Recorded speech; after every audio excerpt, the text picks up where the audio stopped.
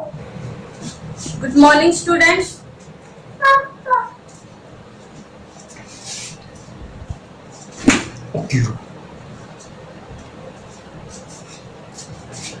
निकल ले चुपचाप।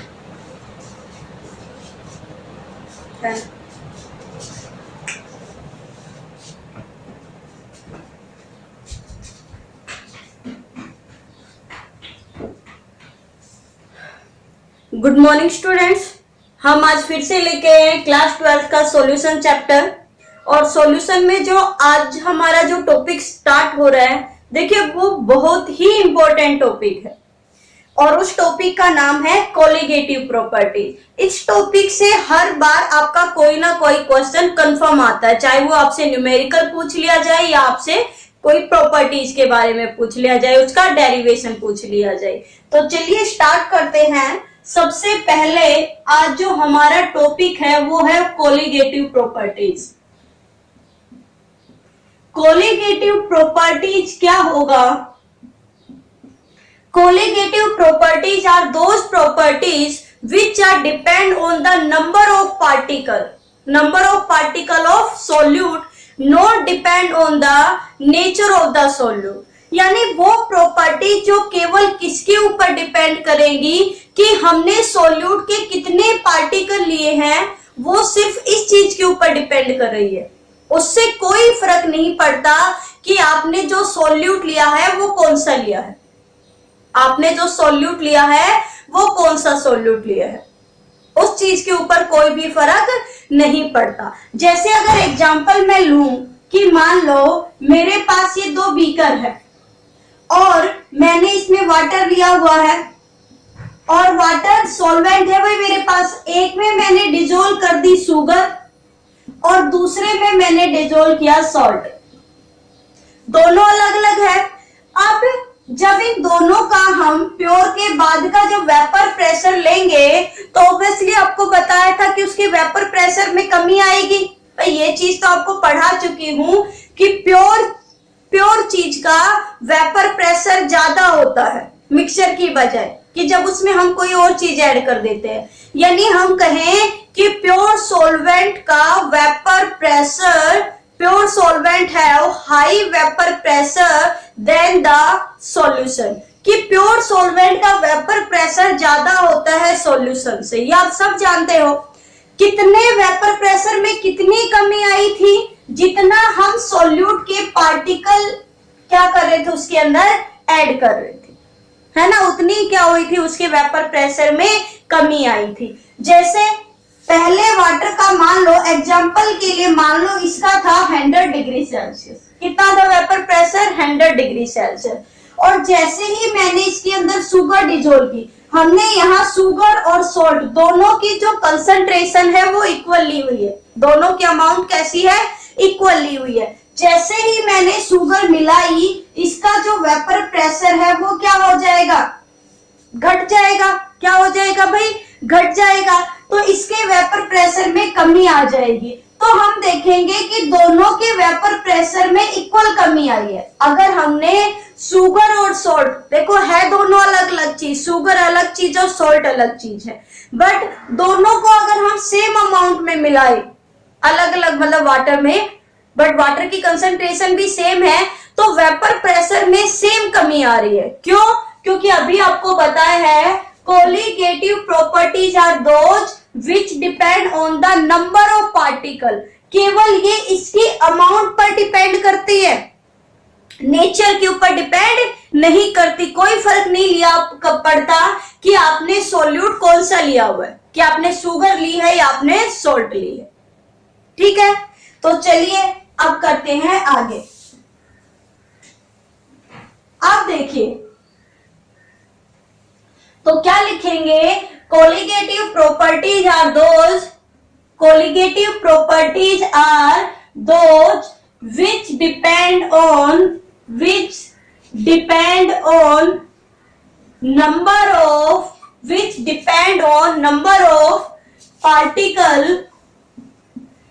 of particles of solute, not on the nature of solute। जो केवल नंबर ऑफ पार्टिकल के ऊपर डिपेंड करती है, अमाउंट के ऊपर डिपेंड करती है कि आपने कितना लिया हुआ है, वो उसकी नेचर के ऊपर डिपेंड नहीं करती। इसमें हम 4 इंपॉर्टेंट प्रॉपर्टी पढ़ेंगे। पहली है जो हम पढ़ चुके हैं, वो है relative lowering of vapour pressure, relative lowering of vapour pressure. Second जो हम पढ़ेंगे वो हम पढ़ेंगे elevation in boiling point. Second क्या पढ़ेंगे? Elevation in boiling point. Third जो हम पढ़ेंगे वो हम पढ़ेंगे डिप्रेशन इन फ्रीजिंग पॉइंट, कि फ्रीजिंग पॉइंट में कंप्लीट लिख देती हूँ, एक बार पहली बार लिख रही हूं तो मैं डिप्रेशन इन फ्रीजिंग पॉइंट। और ये क्या है भाई? Boiling point.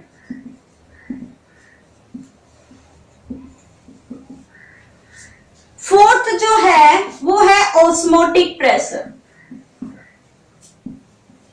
फोर्थ कौन सा है? Osmotic pressure. तो ये 4 है प्रॉपर्टीज, कोलिगेटिव प्रॉपर्टीज, जो केवल इसके ऊपर डिपेंड करती है कि आपने सॉल्यूट की अमाउंट कितनी ली हुई है। इससे कोई फर्क नहीं पड़ता कि आपने सॉल्यूट कौन सा लिया हुआ है। तो 4 है कोलिगेटिव प्रॉपर्टीज। बता दिया क्या होंगी?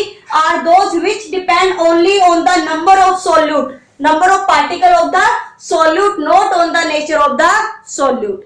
कौन सी 4 प्रॉपर्टीज होती है? फर्स्ट है relative lowering of vapour pressure, जो हमने पढ़ा था RLVP। सेकंड जो हमने पढ़ा है वो हमने पढ़ा है, सेकंड जो हम पढ़ेंगे वो हम पढ़ेंगे elevation in boiling point. Third जो हम पढ़ेंगे वो हम पढ़ेंगे डिप्रेशन इन फ्रीजिंग पॉइंट। और फोर्थ जो हम पढ़ेंगे वो हम पढ़ेंगे ऑस्मोटिक प्रेशर। चलिए स्टार्ट करते हैं। तो सबसे पहली जो प्रॉपर्टी है वो है relative lowering of vapour pressure. ये मैं आप लोगों को निकलवा चुकी हूं। इससे पहले जब मैं आपको क्या करो रोल्ट लॉ करवा रही थी तो उसमें मैंने बताई थी आपको relative lowering of vapour pressure. उसमें हमने 2 सॉल्यूशन बनाए थे। एक तो बनाया था कि जब सॉल्यूट और सॉल्वेंट दोनों का ही नेचर कैसा है? Volatile nature. और दूसरा हमने कब बनाया था कि सॉल्यूट है वो तो नॉन वोलेटाइल है और जो सॉल्वेंट है वो वोलेटाइल है। तो वही था relative lowering of vapour pressure. और हमारे पास जो इसका आई थी टर्म, डेरिवेशन आया था, वो कुछ इस तरीके से निकाला था कि del P naught minus P upon में पी नॉट इक्वल टू क्या था? Directly proportional to the mole fraction था। भाई directly proportional to the mole fraction, तो हमने मोल फ्रैक्शन कितना लिखा था? W2 अपॉन में कितना लिखा था? M2, M1 अपॉन में W1। यही था, ये हमारे पास आ गई थी relative lowering of vapour pressure. ठीक है, यही आया था। इसके ऊपर मैंने आप लोगों को एक न्यूमेरिकल भी लिखवाया था जिसका आंसर मैंने आप लोगों से कमेंट बॉक्स में कहा था लिखने के लिए और ज्यादातर बच्चों ने लिखा था, सही लिखा था। तो चलिए ये आपको पढ़ा चुकी हूं, जिसको समझ में नहीं आया वो पिछली वीडियो में जाकर देख सकता है। तो आज हम स्टार्ट करते हैं सेकेंड प्रॉपर्टी जिसका नाम है एलिवेशन इन बॉइलिंग पॉइंट। तो चलिए स्टार्ट करते हैं। हम देखो रोज एक एक टर्म पढ़ेंगे क्योंकि चारों ही टर्म कैसी है? इंपॉर्टेंट है। फर्स्ट हमारी हो चुकी है, सेकंड आज हम पढ़ेंगे, उसके बाद 2 प्रॉपर्टीज बचेंगी और उसके बाद एक लास्ट टॉपिक बचेगा वांट ऑफ फैक्टर, और उसके बाद हम लोगों की जो सेकंड यूनिट है वो हो जाएगी कंप्लीट। क्या हो जाएगी भाई? कंप्लीट हो जाएगी। फिर उसके बाद आप लोगों को क्वेश्चन आंसर वो करने हैं, सॉल्व करने हैं। अगर आपको कोई प्रॉब्लम है तो आप लोग कमेंट बॉक्स में लिखकर पूछ सकते हैं। तो चलिए सेकंड प्रॉपर्टी शुरू करते हैं। सेकंड जो हमारी है कोलिगेटिव प्रॉपर्टी वो है elevation in boiling point. Elevation in boiling point क्या होता है? सबसे पहले तो आपको बॉइलिंग पॉइंट की डेफिनेशन आनी चाहिए। अब हमें पता है कि बॉइलिंग पॉइंट आते ही हमारे माइंड में सिर्फ एक ही बात होती है कि बॉइलिंग पॉइंट वो कि जिसके ऊपर कोई चीज बॉइल होना शुरू कर दे, वो होती है बॉइलिंग पॉइंट। बट क्या होता है इसकी एक अगर हम डेफिनेशन लिखे अच्छे से तरीके से, एक प्रैक्टिकली लिखे, तो क्या होगा कि जब किसी चीज का वेपर प्रेशर है वो एटमॉस्फेरिक प्रेशर के इक्वल टू आ जाता है। वेपर प्रेशर जब एटमॉस्फेरिक प्रेशर के इक्वल आ जाता है, जो हमेशा 1 एटमॉस्फेयर कंसीडर करते हैं, तो क्या होता है कि वो चीज बॉयल होना स्टार्ट हो जाती है और उस टेम्परेचर को हम कहते हैं बॉइलिंग पॉइंट। तो क्या डेफिनेशन लिखेंगे बॉइलिंग पॉइंट का? The temperature at which the vapor pressure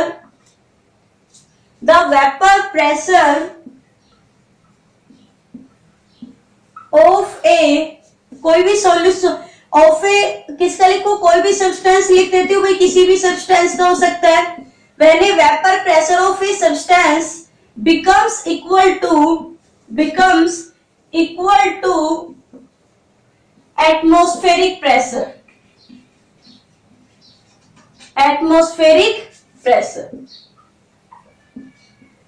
है ना, जो हम कितना कंसीडर करते हैं 1 एटमॉस्फेयर, तो उसे हम क्या कहते हैं बॉइलिंग पॉइंट। देखिए जैसे हम एक छोटी सी टर्म लेते हैं, चलो एक ग्राफ के थ्रू समझाती हूँ। ये है वेपर प्रेशर, ठीक है, ये है टेम्परेचर। मान लो हमें पता है हमें क्या गर्म करना है भाई, वाटर को हीट करना है, टेम्परेचर बढ़ाना है। अब ये हमारे पास, मान लो हमारे पास वाटर है, हमारे पास रूम टेम्परेचर पर है भाई, जो हम नॉर्मल टेम्परेचर मानते हैं वो हम रूम टेम्परेचर मानते हैं, तो वो कितना होता है रूम टेम्परेचर 25 डिग्री सेल्सियस। ये लो, ये है यहाँ जो टेम्परेचर वो कितना है 25 डिग्री सेल्सियस। और ये जो प्रेशर है, मान लो ये वाली लाइन, ये जो प्रेशर है, यहाँ जो प्रेशर है वो 1 एटमॉस्फेयर है, यहां लिख देती हूँ, कितना है वो 1 एटमॉस्फेयर। तो जैसे जैसे हम टेम्परेचर को इंक्रीज करते जाएंगे तो एक पॉइंट ऐसा आएगा कि जब ये टेम्परेचर इस एटमॉस्फेरिक, यहाँ जो वेपर प्रेशर है भाई, जैसे जैसे हम टेम्परेचर इंक्रीज करेंगे वेपर प्रेशर इंक्रीज होगा भाई। जैसे जैसे हम पानी को बॉईल करते जाएंगे, टेम्परेचर बढ़ाते जाएंगे, पानी गर्म होता जाएगा, वैसे वैसे वो वेपर्स में चेंज होता जाएगा ना, वैसे वैसे उसका वेपर प्रेशर इंक्रीज होता जाएगा। तो एक पॉइंट ऐसा आएगा जब ये वेपर प्रेशर इस एटमॉस्फेरिक प्रेशर के बराबर आ जाएगा। ये वेपर प्रेशर इस एटमॉस्फेरिक प्रेशर के क्या हो जाएगा, बराबर आ जाएगा।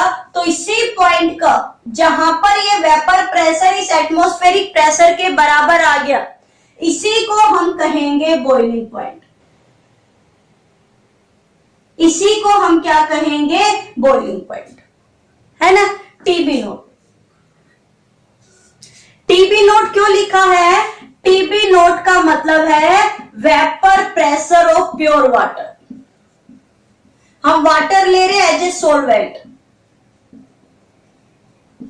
है ना। तो ये इसका क्या हो गया बॉइलिंग पॉइंट। तो आपको समझ में आ गई होगी बॉइलिंग पॉइंट की डेफिनेशन।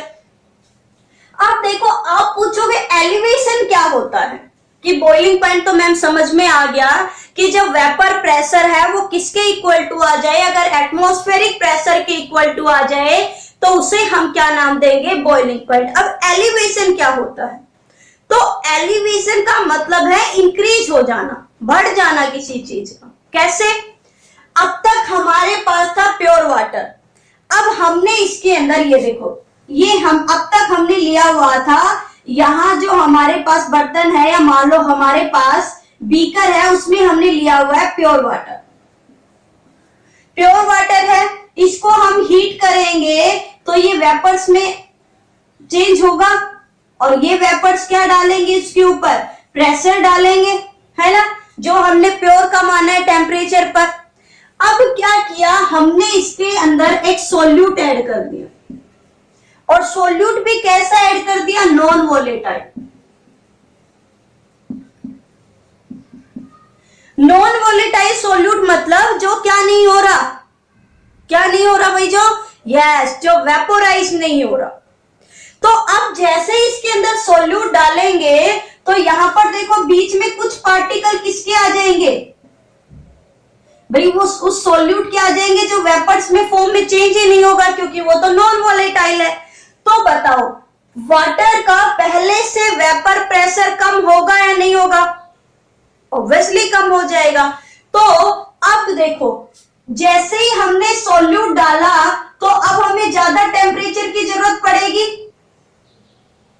अब हमें ज्यादा टेम्परेचर की जरूरत पड़ेगी। तो क्या हुआ कि जैसे ही हमने और टेम्परेचर, चलिए इससे पहले एक ग्राफ बनाने से पहले कॉमन एग्जांपल बताती हूँ। जैसे आपने कभी चाय बनाई होगी, चाय बनाते हो ना, चाय आप लोगों की उबल जाती है, हम क्या करते हैं चीनी सबसे लास्ट में डालते हैं, चाय बनाते हैं। जैसे ही चाय में उफान आता है ना, चाय एकदम बॉईल हो जाती है, हम उसके अंदर जैसे ही शुगर ऐड करते हैं वो चाय फिर से बॉईल होने में थोड़ा टाइम लगाती है, देखा होगा ना। या चलिए एक सिंपल पानी लीजिए, आप उसको गर्म कर रहे हो, जैसे ही पानी गर्म होने लग जाए, एक तरफ तो आप क्या करिए कि एक प्योर वाटर को बॉईल कीजिए और दूसरे में क्या कीजिए आप प्योर वाटर में शुगर ऐड कर लीजिए या सोल्ट ऐड कर लीजिए।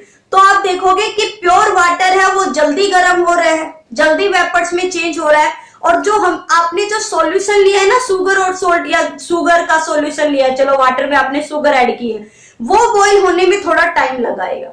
क्यों? क्योंकि अब वहां पर पानी के पार्टिकल के साथ वहां पर और किसके पार्टिकल आ गए? शुगर के पार्टिकल भी आ गए, देखो इस तरीके से। तो इसका वेपर प्रेशर क्या हो गया? कम हो गया। यानी अब जो यहाँ 25 डिग्री सेल्सियस था रूम टेम्परेचर, इसका थोड़ा सा ज्यादा होगा। तो अब फिर से चलो टेम्परेचर बढ़ा रहे हैं, ये लो यहां तक बढ़ा दिया। तो अब हम जो यहाँ मान लो कि आपका जो यहाँ पर हो रहा था 100 डिग्री सेल्सियस पर, जो कितनी डिग्री सेल्सियस पर वाटर बॉईल हो रहा था? 100 डिग्री सेल्सियस पर, जो इस एटमॉस्फेरिक प्रेशर के बराबर आ रहा था, अब वो मान लो आ रहा है आपका 105 डिग्री सेल्सियस पर।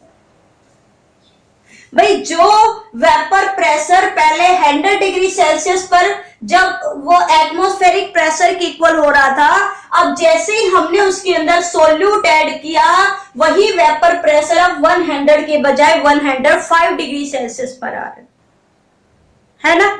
तो बताओ, ये मान लो मैं टीबी मान लू, इसको क्या मान लू? टीबी। तो क्या हो गया बताओ? अब वेपर प्रेशर इंक्रीज हो गया ना, टेम्परेचर इंक्रीज हुआ या नहीं हुआ?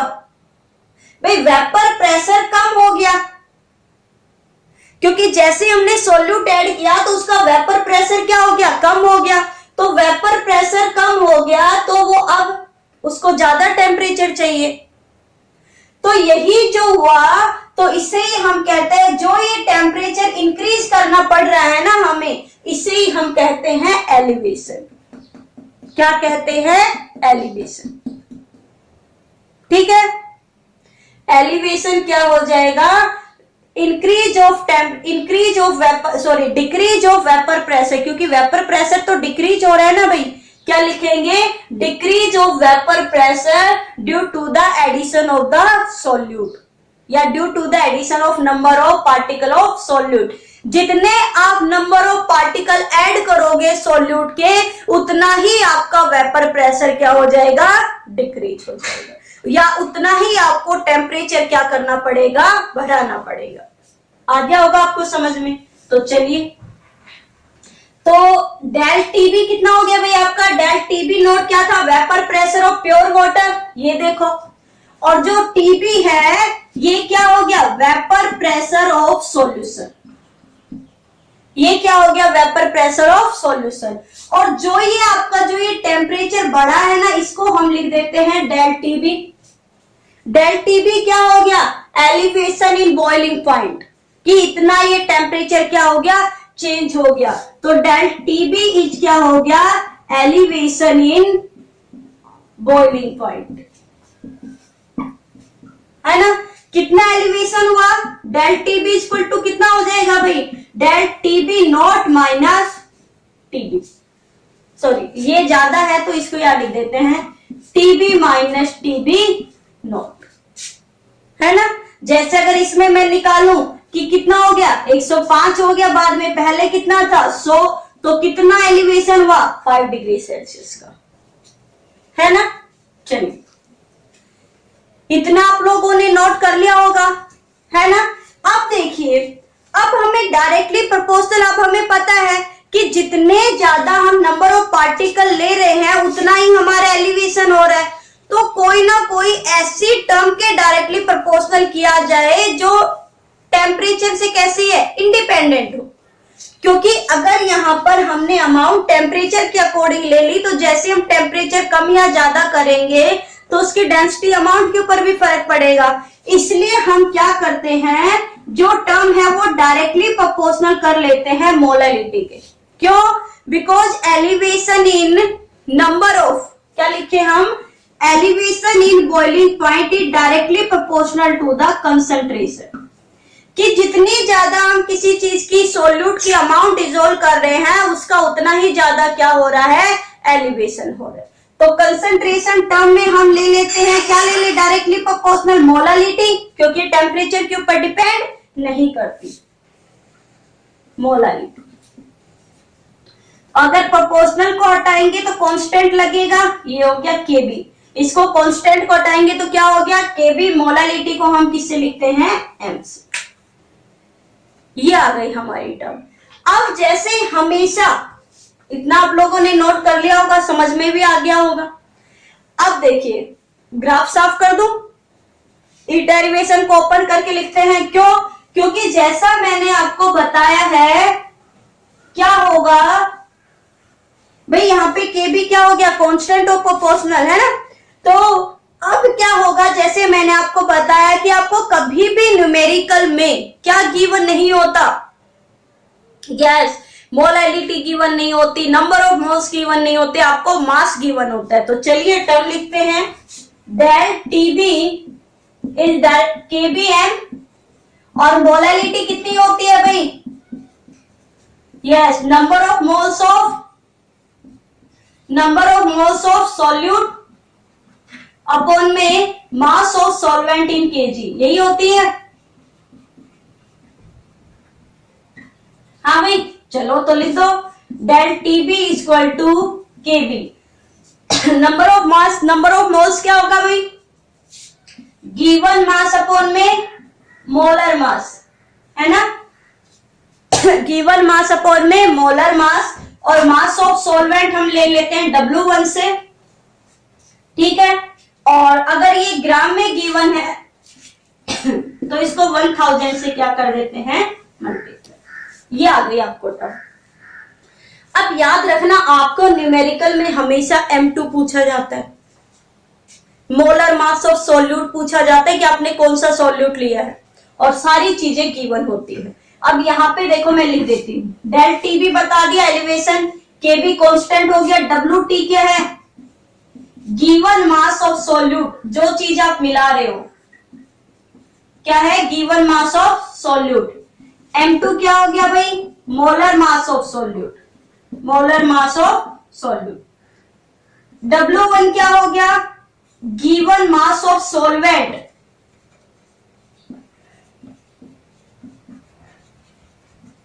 ये आपके ऊपर आ गई टर्म, यानी ये हमने निकाल लिया एलिवेशन इन बॉइलिंग पॉइंट। तो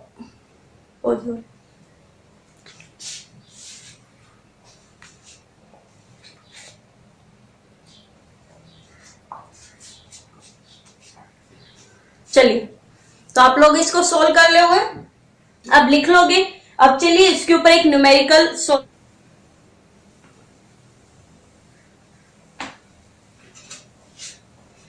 आपको अच्छे से समझ में आ गया होगा कि क्या चीज कैसे निकालनी है। चलिए न्यूमेरिकल सोल्व करते हैं। एनसीईआरटी का एक क्वेश्चन है, the boiling point of benzene is 353.23 Kelvin when 1.80 of non-volatile solute was dissolved in 90 gram of benzene. The boiling point is raised to 354.11 kilo Kelvin. Calculate the molar mass of the solute. Kb for benzene is 253 kg per mole. तो देखो, सबसे पहले इसने जो solute दिया हुआ है W2, उसकी जो अमाउंट है वो है 1.80 ग्राम, और जो सॉल्वेंट की अमाउंट है वो गिवन है 90 ग्राम। और कहा है the boiling point of benzene is, यानी प्योर की जो बॉइलिंग पॉइंट है वो है 353.23 केल्विन, और जो सॉल्यूशन का है, ये प्योर का है, जो सॉल्यूशन का है वो बॉइलिंग पॉइंट है 354.11 के। अब क्या कहे, कैलकुलेट द मोलर मास, क्या करना है, calculate the molar mass of the solute. किसका करना है, सोल्यूट का करना है। और यहां पर आपको केबी की जो वैल्यू है कांस्टेंट की वो गिवन है 2.53 केजी पर मोल। अब आप लोगों को ये निकालना है। अब देखो इसमें सारी चीजें गिवन है, अब आपको वैल्यू पता है कि किसमें क्या पुट करना है, ये आपको गिवन है। और आपको जो निकालनी है, क्या बताया था, डेल टीबी इक्वल टू क्या होगा भाई, केबी मास में क्या होगा, गिवन मास अपॉन में मोलर मास, यानी यहाँ पे क्या हो जाएगा मास ऑफ, और ग्राम में गिवन है तो क्या करोगे 1000, वैल्यू पुट करोगे, वैल्यू पुट करके आंसर दोगे और कमेंट बॉक्स में इसका क्या लिखोगे, आंसर। देखो सारी चीजें गिवन है, ये डेल टीबी गिवन है, W2 गिवन है, W1 गिवन है, और मोलर मास ये आप लोगों को निकालना है। तो अब आप लोग इसे आसानी से निकाल सकते हैं, ठीक है। टर्म अगर चलो और सिंपल बना देते हो, अगर M2 निकालना है तो M2 इधर लेके आएंगे, KB क्या फॉर्मूला हो जाएगा, W2, M2 की जगह यहां पे क्या हो जाएगा, डेल TB मल्टीप्लाई W1। अब आपको ये सारी चीजें गिवन है और M2 की वैल्यू निकालनी है, और आंसर लिख के इसको क्या लिखना है, इसके कमेंट बॉक्स में इसका आपको आंसर लिखना है। और फिर भी किसी को नहीं आए तो कल ये फिर से न्यूमेरिकल ले लेंगे, आप कमेंट बॉक्स में लिख देना। तो आज के लिए इतना ही काफी है, थैंक यू। कल मिलते हैं एक नेक्स्ट टॉपिक के साथ।